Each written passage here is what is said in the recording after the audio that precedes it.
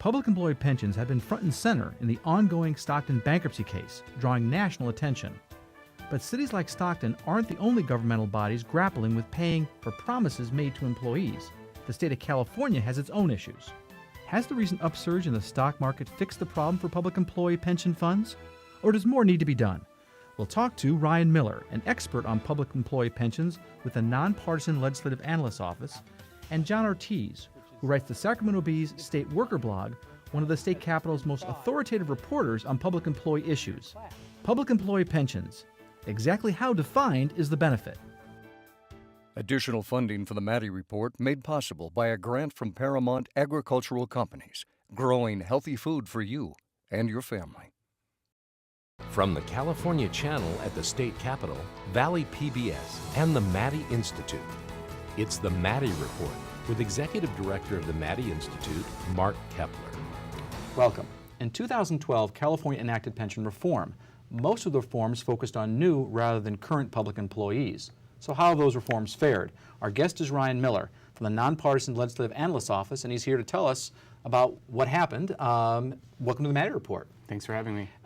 Okay, so CalPERS, the big public employee pension fund, what is its current unfunded liabilities? Well, CalPERS administers retirement programs both for the state but also for local governments. Mm-hmm. The total for all of those groups is about $100 billion. The state, including CSU employees, makes up about half of that, or around $50 billion. So $100 billion, just to put it in perspective, that's about the size of the state budget, right? Yeah, though those are liabilities that were accrued over time, whereas the state budget is sort of an annual figure. An annual thing. Okay, I'm just trying to put it in some context. But yeah, that's right. The state budget around $110 billion. Okay, so let's talk about the legislation that was enacted to address the problem. What changes were made? Well, in 2012, the legislature and governor passed a bill commonly referred to as PEPRA, made a number of changes to public employee pension policy. For example, employees who started after January 2013 will have to work a little bit longer, a few years longer to enjoy the same level of pension benefits as employees that were hired before that date. It also addressed some practices that were criticized by some, for example, spiking, whereby employees would earn higher salaries at the end of their career, would sort of ratchet up their payments. So just to be clear about that, the way the pension system works, typical defined, it's called defined benefit plan, which is traditional pension, mm-hmm. is they base it on your, well, a lot of, in private sector, it's last 3 years, mm-hmm. but in California, it's your last highest, or not your last, your highest salary. Yeah, it's the last 12 months, but that was changed. So for employees who start after that date, it's the last 3 years. Right, for new employees, but yeah, for mm-hmm. current employees. So it varies per group, yeah. Right. Another important change was that it established a goal for all public employees to pay for half of the normal costs of their pensions, which is sort of the annual cost of the pension benefits they earn in a year. Most state employees already pay that much, but it will affect some groups. For example, judges will have to pay more. Well, the normal cost, though, is not the same as the total cost because there's unfunded liability from previous generations. So what you're saying mm-hmm. is current employers are going to pay their cost for their pension. Mm-hmm. Okay. What about the anticipated savings? How much money do you think that these changes were going to save the state and local governments? CalPERS estimates that the savings will range between $42 billion and $55 billion over the next 30 years.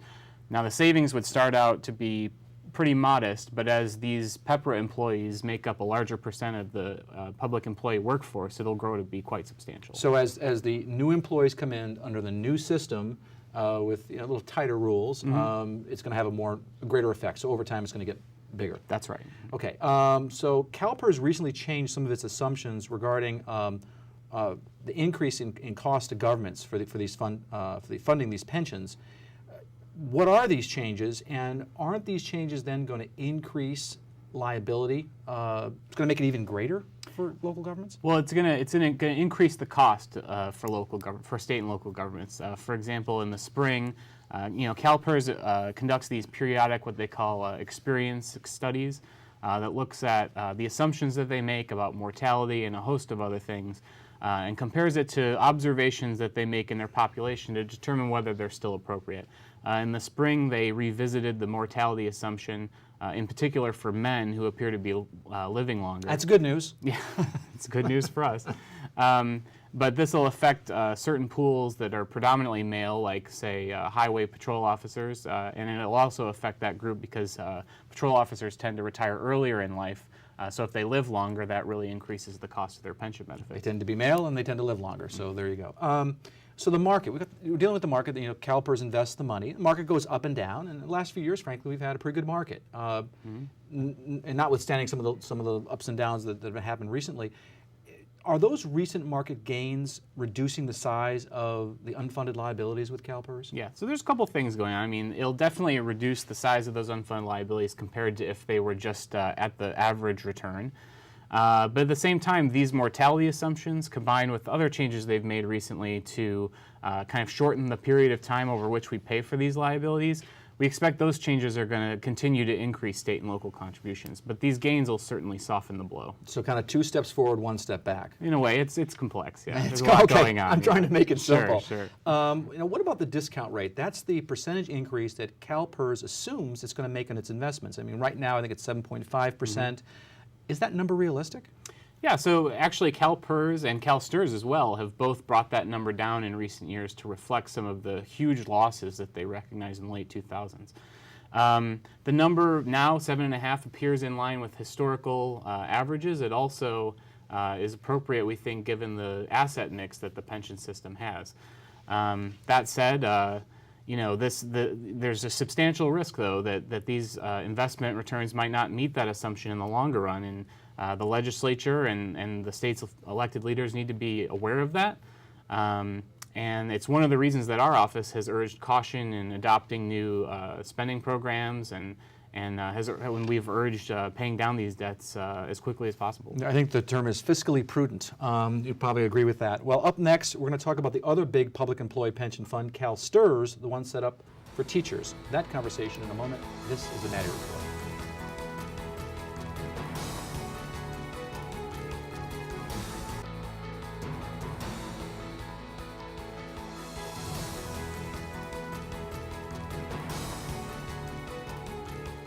Welcome back. We're talking with Ryan Miller, a pension expert with the Nonpartisan Legislative Analyst Office. CalSTRS is the Teachers Retirement Fund, and it's had its own share of issues. Over the past few years, your office has called attention to the CalSTRS funding problem. Just how big a problem is it? Well, the latest estimates have the unfunded liability at about $74 billion. An important distinction there was that CalSTRS didn't have the authority to increase rates and kind of address this problem. It was something that the legislature and governor had to do, and it was a plan that they enacted in the budget last year. So CalPERS, they can change it. Their board can change some of those rules. That's right. They can increase employer rates. So say the state will have to pay more when the market comes down, but CalSTRS didn't have that ability. CalSTRS, the legislature has to make that decision, and of course, it's a teacher situation, and there's lots of teachers, and so politically, it might be challenging to change some of those rules. Is that certainly fair a difficult assumption? decision? It's a lot of money, and so they're difficult decisions. Okay. So recently there was an attempt to get a handle on the problem. What exactly did the legislature do then? So in the budget plan this year, the legislature and governor enacted a plan to address this problem over the next 32 years. The school districts will pay around 70% of the costs. The state will pay around 20%, and then the teachers the remaining 10%. I think a noteworthy part of this, under California case law, you can't increase the contributions of existing employees. But this plan does so by essentially guaranteeing, or vesting as it's called in pension policy, a benefit the teachers receive that adjusts their pensions upward by 2% a year in retirement. They weren't guaranteed that before, they are now, and so the legislature and governor were able to ask them to pay a little bit of this funding plan. Because under law there has to be this thing called an offsetting advantage. That's right. And yeah. so this is the offsetting advantage. They're allowed then to yeah. make these changes. And it's a little bit different for, as we talked about PEPRA in the last segment, it's a little bit different for teachers that were hired before 2013 and after 2013, but that's the gist of it, yeah. Okay. So we were talking before about the recent gains in the stock market and how it affects unfunded liability. It drives it down a little bit. But, the market has downturns too. It goes up, it goes down. Mm-hmm. Isn't that more likely than not? And so is that unfunded liability really taken care of by an up market? Well, and so, yeah, that's obviously a concern. As we discussed, CalSTRS didn't have the ability to change these rates. Now, for the school district rates and for the state rates, part of this funding plan gives CalSTRS some limited authority within some bounds, but to adjust that and try to keep the plan on track. So hopefully that'll help keep it on track if there are In addition to just the big downturns, also if there's a big boom market, state and school district rates will decrease slightly in that case as well. Okay, so the legislature and the governor have taken some steps to deal with public employee pensions. But that's not all there is. There's also public employee retiree health insurance. What's the outstanding liability there? Yeah, so the state provides retiree health and dental benefits to its employees and CSU employees as well. The latest estimate for that is about $65 billion. Okay, so is there money being set aside to deal with that liability? So whereas for pension benefits, the way the state funds those is that it pays for them during the employees' working years. We set aside money, we invest it, and we use the investment returns decades later to pay for part of the cost of the benefit. We don't do that for retiree health benefits, and as a result, it's a much more costly way to pay for it. So it's a pay-as-you-go system. It's a pay-as-you-go system. So under like the public employee pensions, we're using some of that interest or the investments returns on that money to pay down the cost. But with retiree health, no. That's right. Yeah. Oh, okay. So what are the LAO's suggestions on addressing the outstanding long-term liability with public employee health insurance? Well, for a while we've suggested that the state gradually move to a plan where we fully fund, we pre-fund retiree health benefits just like we do for pension benefits. It would be costly. The latest estimates are almost $2 billion a year in addition to what we pay already. But while it would increase our costs in the near term, the very long-term savings over the next few decades would be substantially lower. So pay me now or pay me a lot more later. That's essentially how it works in pension policy. Yeah. All right, well, I want to thank Ryan Miller with the Legislative Analyst Office for joining us. Up next, Sacramento's most knowledgeable observer on public employee issues. That's the Sacramento Bee's Jon Ortiz. That conversation in a moment. This is the Maddy Report.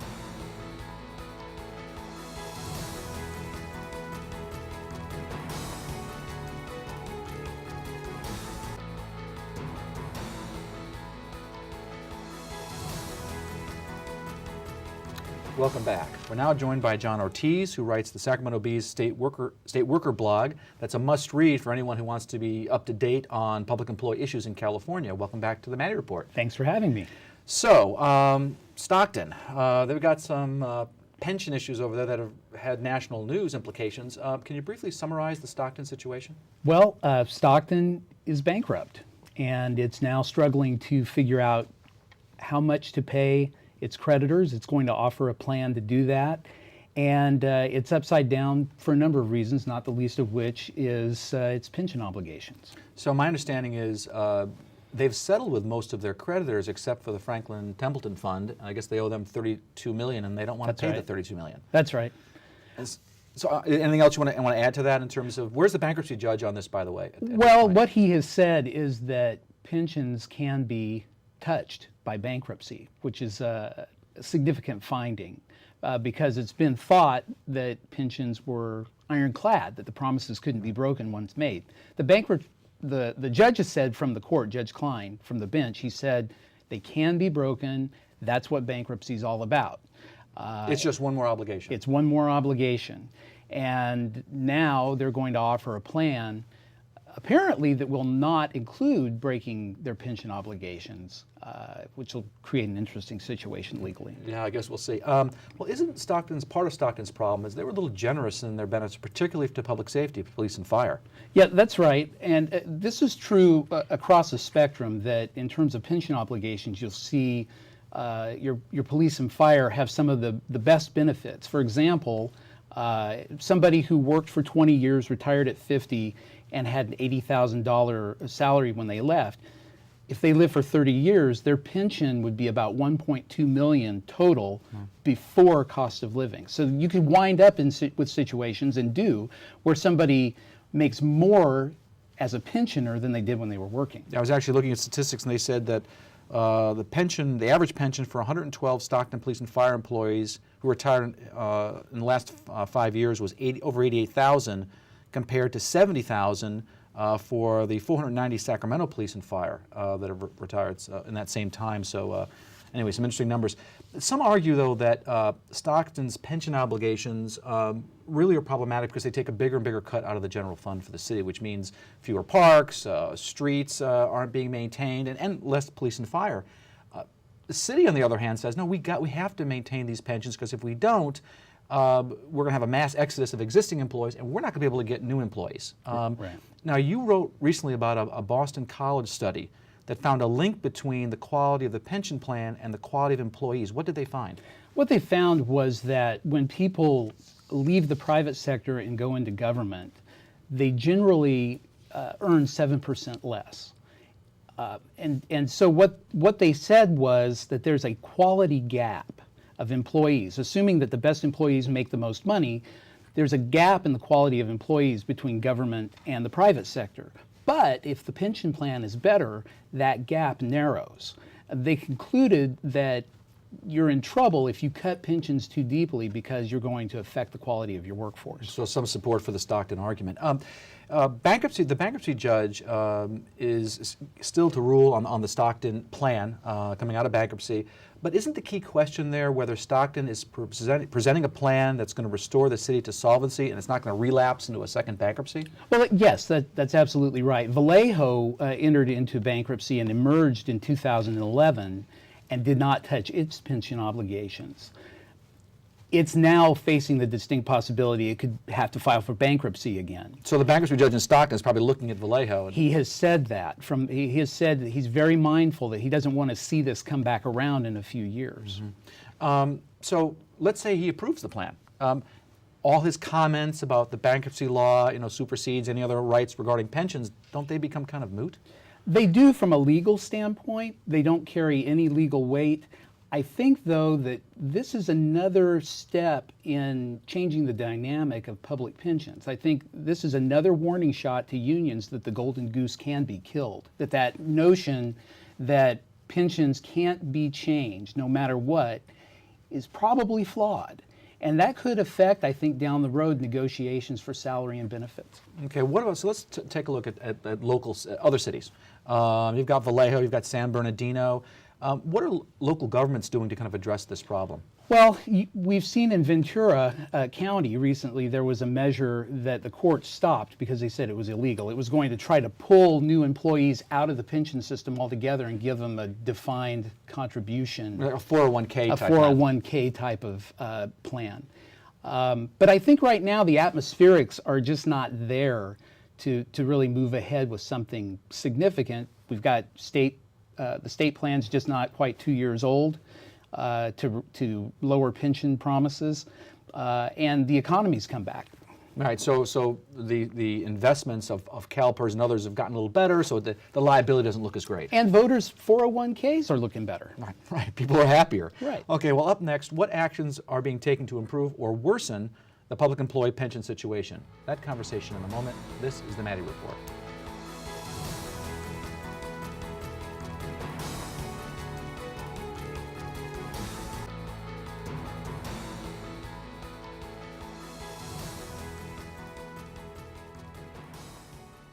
Welcome back. We're talking with Jon Ortiz, who writes the Sacramento Bee's State Worker blog. So the public employee situation, is it getting better or worse? One public pension abuse that was targeted was something called spiking, where you inflate your salary through promotions and other means to hike your retirement benefits. There was a report done by the state controller, John Chung, that indicated that CalPERS may not be adequately addressing the problem. What were his findings? Well, he said that the fund doesn't have enough staff to conduct rigorous audits, that it's lax in checking for spiking. And for example, if they audited everybody in the system at the rate that they do now, about 100 a year, it would take 66 years to get all the way through every employer. So highly unlikely that we're going to, well, probably need more staffing. He might make a good point there. That's exactly right. Okay, so CalPERS recently voted 7-5 to count more than 100 kinds of supplemental and temporary pay towards calculating pensions.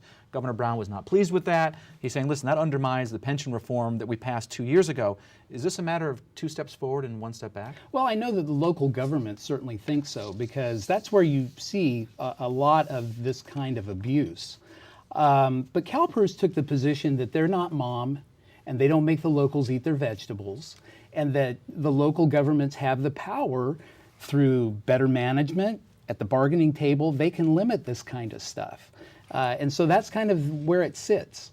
The labor-influenced CalPERS board, the members who are more leaning toward those interests, that's the position they took. They'll probably take the position that, listen, that's collective bargaining, negotiate the table, and so really the focus is on city management and county management to negotiate prudently on the employer side. Right. Okay, the state Supreme Court also ruled recently that CalPERS can sue rating agencies over high ratings that they gave to investments that collapsed in 2007, 2008, and specifically CalPERS has this $1.3 billion investment in 2006 on products that had the highest rating from Moody's and Standard & Poor's, even though these products consisted largely of high-risk subprime mortgages. So what are the chances that CalPERS is going to win this battle? Well, I think they're going to be like Franklin Templeton at Stockton, and they're going to wind up getting some pennies on the dollar. What I find interesting about this is that they still use Moody's for approving, that's one of the seals of approval for their investments. So, yeah, there's a lot of sound and fury, but I don't know that it signifies much here. Yeah, okay. Well, the other thing that the LAO points out is, besides public employee pensions, we've got this whole issue of public employee retiree health care. And they're saying that's now the state's biggest liability. Do you foresee the legislature or the governor tackling this issue in the near future? I think the governor is very interested in this. He mentioned it very briefly in a debate that he had with his Republican gubernatorial rival, Neil Kashkari. He made a passing mention about health benefits and wanting to bring down that cost. And I would not be surprised if you see this as a second term. He's done pensions. Now he's going to turn to health care. So health care, though, the way I understand it is, it's a pay-as-you-go system. Right. So there's no money set aside. Yes. And so isn't one of the big problems, we were talking about this in an earlier segment, one of the big problems is, at least with pensions, you put money aside and you can earn money on that money, which makes your liability less. That's not true in public employee health. Right. Healthcare. It's like paying interest only on your credit card, and the balance just keeps going up. Right. And that's why I think he needs to have that as a legacy agenda to tackle, and I think that is going to happen. Okay. Well, let's take a look at the local level. I mean, what's happening there at places like San Diego, San Jose? Well, with regard to pensions, Ventura County had a measure. It was pulled back. Chuck Reed, of course, has been trying to push a statewide measure. He's no the Democratic luck there. mayor from San Jose. That's right. No luck there. And I just think that the atmospherics right now are not there. You've got court action with some of the stuff that's happened in San Jose and San Diego. And I think a lot of the local efforts are just kind of sitting back right now to let the dust settle before they move ahead. Do you see things happening at the bargaining table? If nothing happens at the state legislature, up here in Sacramento, what about at the bargaining table where public employers say, listen, we foresee our liability getting greater. We're not going to be able to build or maintain parks. We're not going to be able to maintain streets. Right. Yeah, I think that pensions and those kinds of benefits are definitely going to get harsher treatment at the bargaining table. I think the trade-off will be you're going to see a push for higher pay. If you shrink retirement benefits, you have to make it up with pay. Yeah, you've made the analogy of pay and benefits is really like a balloon. If you press on one side, it kind of comes out on the other side. Yes. What about the governor's proposal, it was a couple of years ago, I guess, on kind of a hybrid approach, where you have like a 401k plus a traditional pension equals like 70% of your salary in retirement. Is that going to get any traction maybe in the future? It might. I think that there are some problems when you begin to introduce those kinds of formulas in, because somebody has to administer those defined contributions, and that can be expensive. The argument is that defined benefits are cheaper to administer, but if you're not paying as much on the front end and you don't have to pay as much on the back end, maybe it makes sense. Okay, well, I guess we'll see. Well, I want to thank Jon Ortiz from the Sacramento Bee's State Worker Blog, as well as Ryan Miller from the Nonpartisan Legislative Analyst Office for joining us. If you want to stay current on state and local politics, you can sign up for our free e-newsletter, The Maddy Daily, by logging on to our website at maddyinstitute.org. And now, another perspective. The biggest debts owed by state and local governments in California aren't bonds to build schools or water systems. It's not even the money that they occasionally have to borrow from banks to cover their budget deficits. By far, the largest debts owed by state and local governments in California are what are called unfunded liabilities for pensions for public employees, both those already drawing pensions and those on the payroll and expected to draw pensions in the future. How big are those debts? Well, that's difficult to say because it all depends on what one assumes to be the rate of earnings on their pension fund investments in future years. The state and local pension funds tend to use a fairly high earnings assumption, about 7.5%, which is quite a bit higher than private pension plans use. And that has a tendency to kind of minimize the unfunded liability. That's the gap between what they have and what they'll need to pay out in the future. But even using that discount rate, as it's called, the debts are pretty enormous. Maybe on the order of $500 billion a year in California, when you count the state California Public Employees Retirement System, which is the largest pension trust fund in the country, the state teachers retirement system, the retirement system for University of California employees, those for judges and legislators, and finally the local systems that are operated independently. How much? $500 billion is a pretty good round number. In fact, State Controller John Chung just issued a report saying that the liabilities, the unfunded liabilities for local pension plans have risen from $7 billion to almost $200 billion just in the last 10 years. Now, how are those debts going to be paid? Well, employees are being asked to pay more, and cities and counties are being asked to pay more, and the employers. In fact, the bill for retirement has tripled or even quadrupled in some cities. It's the cities that get hit the hardest because they have a high percentage of their budgets devoted to payroll, particularly highly paid with high pensions, policemen and firemen. So what's to be done about this dilemma? Could they just have to pay more and more into the pension funds, thereby squeezing out other expenditures? Or is there a way to reform the system? The state legislature took a crack at it a year or two ago, and they did a very mild reform that may have some effects down the line, but a lot of folks think they need more radical surgery. What kind of surgery? Could you really affect the pensions of existing retirees or the pensions of those already promised to existing employees? Well, that's an issue that's being tested now in the courts. 3 cities have been forced into bankruptcy in large measure because of their pension costs. And a bankruptcy judge in the Stockton case has ruled that pension debts are just another form of debt. They don't hold any kind of special status in the bankruptcy court, and they may be trimmed, if necessary, to achieve solvency in a bankrupt city. It's a very controversial decision. It's certainly to be tested up the line in the appellate courts, and it also mirrors a decision made in the Detroit's bankruptcy case as well. Pension debt is a big issue in California. It's going to continue to be a big issue, and truly no one knows how it will be resolved. The views expressed in the Maddy Report are those of the individuals participating in the program and do not necessarily reflect those of the Maddy Institute, the California Channel, Casey, or Valley PBS. If you'd like to share your thoughts about the points and opinions shared in the Maddy Report, visit our website at valleypbs.org/Maddy. This is Mark Keppler for the Maddy Report. Thanks for joining us.